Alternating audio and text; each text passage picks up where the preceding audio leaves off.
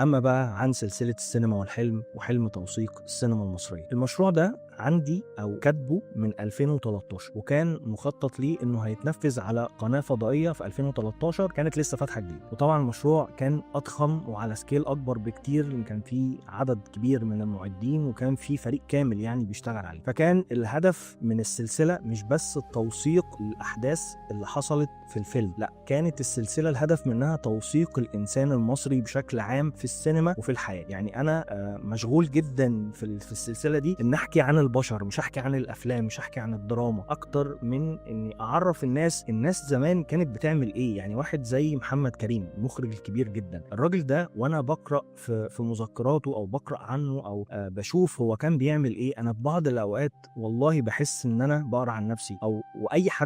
حد مشغول أو عنده حلم وشغف بصناعة السينما لما يقرأ الراجل ده وهو شاب في بدايات حياته كان بيعاني إزاي وكان بيحلم إزاي وكان بيضحي بإيه عشان يقدر يحقق الحلم ده، هيلاقي نفسه فيها.